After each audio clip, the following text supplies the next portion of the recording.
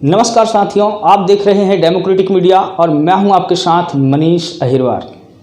एक बात समझ में नहीं आती कि भारत में मंत्री नामक प्राणी आखिर काम क्या करते हैं, क्योंकि कभी कभी तो लगता है कि सरकार द्वारा निकाली गई भर्तियां नौकरी देने के उद्देश्य से नहीं निकाली जाती, बल्कि 4 से 5 साल तक लटकाने के लिए निकाली जाती है।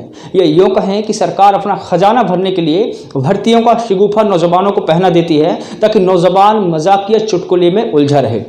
आखिर सिस्टम में ऐसी कौन सी खामियां हैं जो सरकारी महकमा भर्ती प्रक्रिया को 2 से 3 महीने में पूरा नहीं कर पाता? क्या सरकारी सिस्टम इतना कमजोर हो चुका है कि बिना लटकाए नौजवानों की भर्ती प्रक्रिया को पूरा नहीं कर सकता?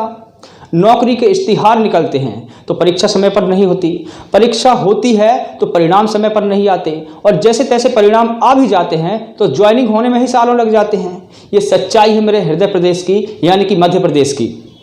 नवंबर 2019 में तब के तत्कालीन मुख्यमंत्री श्री कमलनाथ जी ने कहा था कि मध्य प्रदेश में 1 लाख सरकारी पदों के लिए विशेष भर्ती अभियान चलाकर बेरोजगारी दूर करेंगे, जिसमें डीएसपी, डिप्टी कलेक्टर सहित कई पदों पर नियुक्तियां होंगी।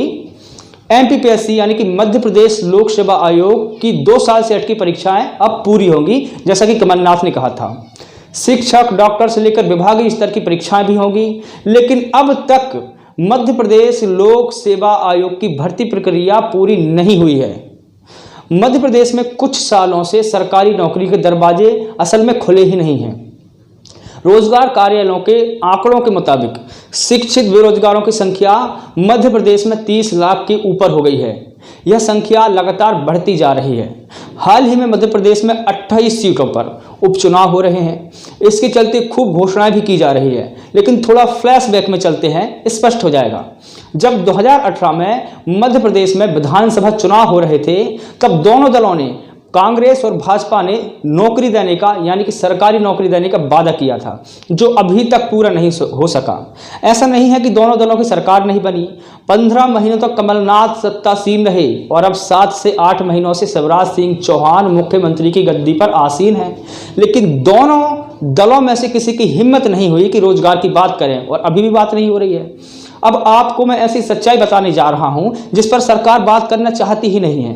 पिछले 3 सालों से मध्य प्रदेश में कोई बड़ी भर्ती परीक्षा ली ही नहीं गई है, जिसके चलते नौजवान ओवर एज होते जा रहे हैं। जी हां, मध्य प्रदेश में करीब 2 करोड़ युवा बेरोजगार की चक्की में पिस रहे हैं, जिनमें से 40% युवा अपनी आयु सीमा को पार कर चुके हैं, और अब ये लोग किसी भी भर्ती प्रक्रिया में हिस्सा नहीं ले पाएंगे क्योंकि ओवरेज हो चुके हैं।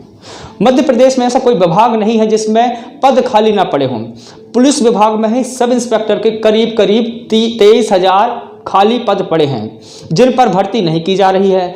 यही स्थिति अन्य विभागों में भी है। इनमें महिला बाल विकास, होमगार्ड, नगरीय निकाय, स्कूल शिक्षा, पशुपालन आदि विभागों में भी करीब 65,000 पद खाली पड़े हैं।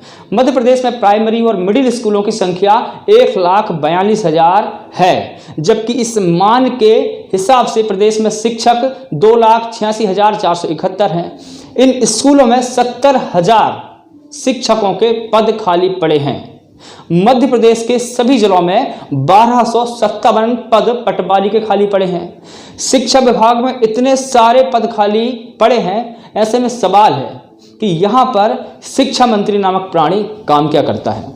अब इस मनीष नामक प्राणी को दीजिए इजाजत और देखते रहिए डेमोक्रेटिक मीडिया। नमस्कार।